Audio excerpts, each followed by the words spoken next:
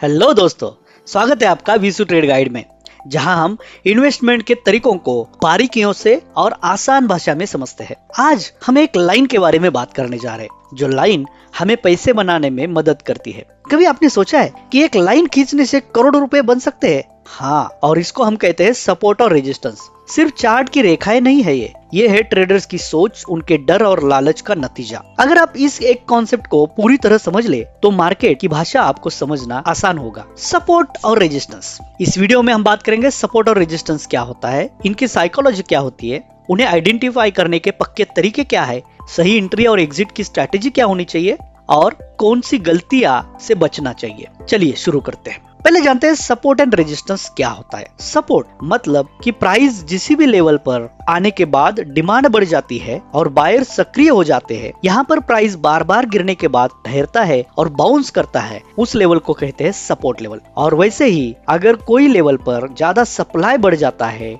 Sellers का दबाव बढ़ जाता है, प्राइस जहां पहुंचने के बाद अक्सर गिरने लगती है, उस लेवल को हम बोलते हैं रेजिस्टेंस लेवल। जब सपोर्ट टूटता है तो वही सपोर्ट लाइन बन जाती है रेजिस्टेंस, और जहां पर रेजिस्टेंस टूटता है तो वो बन जाती है सपोर्ट। इसे हम रोल रिवर्सल कहते हैं, मतलब कि एक ही लाइन या तो सपोर्ट या फिर रेजिस्टेंस हो सकती है। अगर प्राइस उस लाइन के ऊपर है और बाउंस लेती है तो हम बोलेंगे वो सपोर्ट है, और अगर प्राइस उस लेवल के नीचे है और बार बार गिरती है तो हम बोलते हैं उस लाइन को रेजिस्टेंस लाइन। प्राइस जो है वो एक सेंटिमेंट वैल्यू है। ज्यादातर ट्रेडर्स के इमोशंस के साथ जुड़ी हुई लेवल को हम प्राइस बोलते हैं। बार बार एक प्राइस पॉइंट से प्राइस उलटता है, लोगों का विश्वास बनता है कि यही लेवल निर्णायक है, और ये लेवल्स लाखों ट्रेडर्स के इमोशनल अनुभव बन जाता है। होप, फियर, ग्रीड और पैनिक, और वहां पे प्राइस का एक लेवल बन जाता है। बार बार वहां से गिरने के बाद में जब भी प्राइस उस लेवल पे आएगी, ज्यादातर ट्रेडर्स ये सोचते हैं कि यहाँ से प्राइस गिरने वाली है और इसीलिए वहां पे सेलिंग प्रेशर बढ़ता है।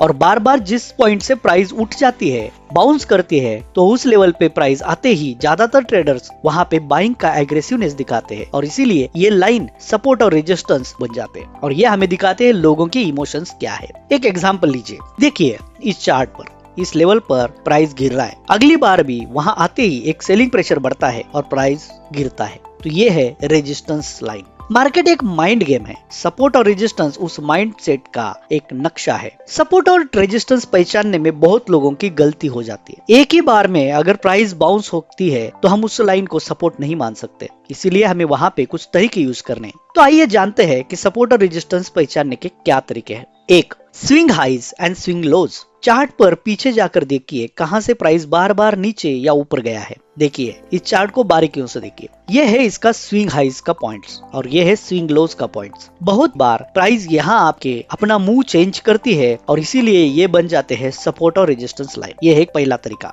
दूसरा तरीका है वॉल्यूम कंफर्मेशन। अगर किसी लेवल से रिवर्सल के समय वॉल्यूम बढ़ा हो तो वो लेवल ज्यादा मजबूत होता है और वहां पे ज्यादा सेलर्स एक्टिव होते हैं, तो इसीलिए वो एक स्ट्रॉन्ग लाइन हो सकता है। तीसरा तरीका है मल्टीपल टच पॉइंट्स। कई लोग मानते हैं मिनिमम 3 बार, लेकिन मैं पर्सनली बोलता हूँ कि मिनिमम 5 बार जहाँ पे भी प्राइस बार बार टच हुआ है वो ज्यादा क्रेडिबल लाइन हो सकता है। जितनी ज्यादा बार प्राइस टच हुआ हो, टेस्ट हुआ हो, उतना उसकी क्रेडिबिलिटी बढ़ती है। चौथा तरीका है राउंड नंबर्स, जैसे कि 100, 500, 1000। ऐसे राउंड नंबर साइकोलॉजिकल लेवल्स होते हैं। अक्सर ट्रेडर ऐसे लाइन पर एक इमोशनल डिसीजन लेते हैं या फिर साइकोलॉजिकल ट्रिगर होते हैं और इस पे रेजिस्टेंस और सपोर्ट बनते हैं। पांचवा तरीका है मूविंग एवरेज। ये एक dynamic support and resistance level है। कोई भी मूविंग एवरेज जैसे कि 50, 100 या 200, यहाँ पर ये मूविंग एवरेज अक्सर सपोर्ट या रेजिस्टेंस की तरह एक्ट करते हैं। ये देखिए इस चार्ट में हम इसको देख सकते हैं। ये एक मूविंग एवरेज है, 50 मूविंग एवरेज, और जैसे ही प्राइस यहाँ पे आके बाउंस होती है हमें दिखता है कि ये सपोर्ट की तरह काम कर रहा है, और जब प्राइस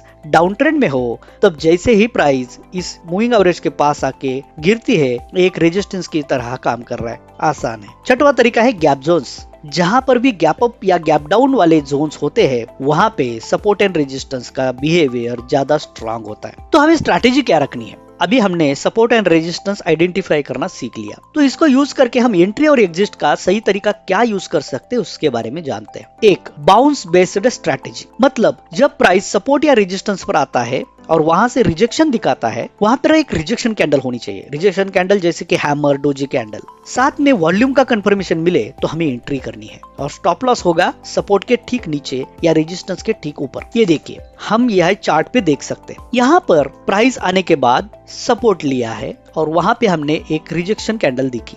रिजेक्शन मतलब अभी प्राइस डाउन ट्रेंड में जा रहा था और डाउन ट्रेंड को उसने रिजेक्ट किया, तो उस कैंडल के बाद में हम एंट्री कर सकते हैं। यहाँ पर वॉल्यूम भी बहुत अच्छा है, तो हम इसको सपोर्ट के ठीक नीचे स्टॉप लॉस रख के बाय कर सकते हैं। और टारगेट होगा हमारा नेक्स्ट रेजिस्टेंस। दूसरा तरीका है ब्रेकआउट स्ट्रेटेजी। ये एक एग्रेसिव सेटअप है। जब प्राइस रेजिस्टेंस को जोरदार वॉल्यूम के साथ तोड़े तो हम उसको ब्रेकआउट कैंडल मानते हैं। उस ब्रेकआउट कैंडल का हाई टूटते ही हमें बाय करना है और स्टॉप लॉस होगा उस ब्रेकआउट कैंडल के नीचे। टारगेट होगा ब्रेकआउट के रेंज के बराबर का डिस्टेंस। ये देखिए, इस चार्ट में हम उसको समझते हैं। जैसे ही यहाँ पे ब्रेकआउट हुआ, हमने इस ब्रेकआउट कैंडल के हाई को तोड़ते ही बाय किया और लो का स्टॉप लॉस रख के देखा। देखिए कितना अच्छा मूव मिला है। तीसरा तरीका है pull back entry after breakout. ये एक स्मार्ट मनी स्टाइल है। बहुत ही पेशेंस की यहाँ पे जरूरी है, लेकिन ये ज्यादा रिलायबल भी है। रेजिस्टेंस ब्रेक होने के बाद प्राइस नीचे आता है, रिटेस्ट करता है और सपोर्ट लेकर वापस ऊपर जाता है। इस सपोर्ट के बाद में हमें बाय करना है। पहले तरीके में हम रेजिस्टेंस ब्रेकआउट होने के बाद बाय करते थे। यहाँ पे रेजिस्टेंस ब्रेकआउट होने के बाद प्राइस को नीचे आने देना है पेशेंस के साथ में, और जैसे ही प्राइस फिर से रिटेस्ट करता है तो हमें बाय करना है। जहां से भी ये बाउंस करता है उस नए बने सपोर्ट के नीचे हम स्टॉप लॉस रखेंगे और टारगेट होगा पिछले स्विंग हाई का। देखिए, इस चार्ट में हम उसको बारीकी से देख सकते हैं। यहाँ पे रेजिस्टेंस ब्रेकआउट हो गया, प्राइस थोड़ा रिटेस्ट हुआ, उसके बाद में यहाँ से रिवर्सल चालू हो गया। हमने यहाँ एंट्री कर दी, सपोर्ट लेवल लेकर वापस जाते ही हमने यहाँ पे एंट्री की, यहाँ पे बाय किया और स्टॉप लॉस रखा इस नए बने सपोर्ट के नीचे का। और टारगेट ये स्विंग हाई देखिए हमें मिला है। ये बहुत बार रिपीट होता है। कुछ इंपॉर्टेंट टिप्स याद रखिए। ये सपोर्ट और रेजिस्टेंस की स्ट्रेटेजी में हमें हायर टाइम फ्रेम को प्राथमिकता देनी है। 1 डे, 1 वीक, 1 मंथ की हायर टाइम फ्रेम में हमें सपोर्ट और रेजिस्टेंस को देख के ट्रेड करना है। छोटे टाइम फ्रेम में सपोर्ट और रेजिस्टेंस बहुत बार फेल होते हैं क्योंकि वहाँ पे नॉइज ज्यादा होता है। इसलिए हम अक्सर ज्यादातर यही बात करते हैं कि बड़े टाइम फ्रेम में ही हमें एनालिसिस करना ज्यादा फायदेमंद होता है। कन्फ्लुएंस जोन खोजे, जहां पर भी सपोर्ट और रेजिस्टेंस के साथ में मूविंग एवरेज या फिर ट्रेंड लाइन मिली हो, वहां चांस बहुत स्ट्रांग होते हैं। क्लीन चार्ट रखे।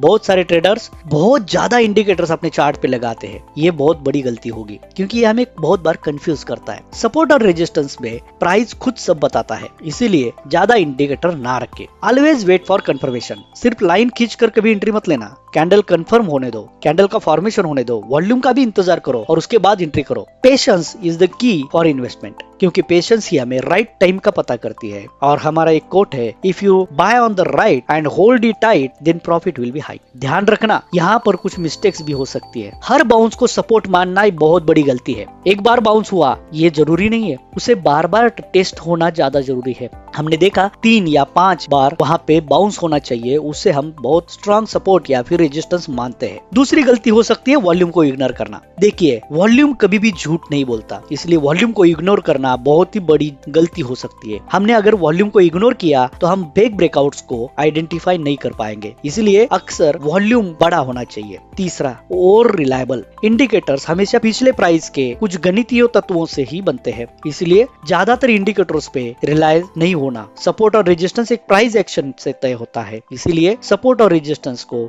इंडिविजुअली प्राइस के हिसाब से देखना ज्यादा फायदेमंद होगा। हाँ, आप मूविंग एवरेज इंडिकेटर्स उसको सपोर्ट के लिए ले सकते हैं। चौथी गलती हो सकती है सिर्फ हॉरिजॉन्टल लाइन देखना। हमेशा सपोर्ट और रेजिस्टेंस एक हॉरिजॉन्टल लाइन होती है, लेकिन उसके साथ में ट्रेंड लाइन, मूविंग एवरेज, इसको भी इंपॉर्टेंस देना ज्यादा जरूरी है क्योंकि ये भी प्राइस एक्शन के ही हिस्से है। तो ये कुछ गलतियां आप अगर अवॉइड करोगे तो फिर सपोर्ट एंड रेजिस्टेंस से पैसा कमाना आपके लिए आसान हो जाएगा। लेकिन देखिए, हर कोई चीज की एक सक्सेस रेशो होती है। अगर हम सपोर्ट और रेजिस्टेंस सक्सेस रेशो के बारे में बात करें तो इसमें सपोर्ट और रेजिस्टेंस स्ट्रेटेजी के साथ जब हम हाई टाइम फ्रेम देखते हैं, वॉल्यूम का ध्यान रखते हैं, कंफर्मेशन कैंडल पर ही एंट्री करते हैं, तो सपोर्ट एंड रेजिस्टेंस स्ट्रेटेजी की सक्सेस रेट 65% से 75% तक जाती है। लेकिन फिर भी हमें फंड एलोकेशन और स्टॉप लॉस जिम्मेदारी के साथ रखना है। यही है असली ट्रेडर की निशानी। सपोर्ट और रेजिस्टेंस सिर्फ टूल्स नहीं है, ये मार्केट की कलेक्टिव मेमोरी है जहां लाखों लोग उम्मीद रखते हैं, डरते हैं और ट्रेड करते हैं। अगर आपने इन लेवल्स की भाषा सीख ली तो ट्रेडिंग आपके लिए एक आसान गेम बन जाएगा। उम्मीद है दोस्तों आपको इस वीडियो में बहुत सारी अच्छी जानकारी मिली हो। बने रहिए हमारे साथ, हम अगले वीडियोस में स्टॉक्स की बैक टेस्टिंग भी स्ट्रैटेजी को लेके करने वाले हैं। विशु ट्रेड गाइड को सब्सक्राइब कीजिए, अपने दोस्तों के साथ इसको शेयर भी करना मत भूलना। तो दोस्तों फिलहाल अभी के लिए इतना ही। मैं विनायक विशु ट्रेड गाइड से आप लोगों को ढेर सारी शुभकामनाएं देते हुए आपसे विदा लेता हूँ।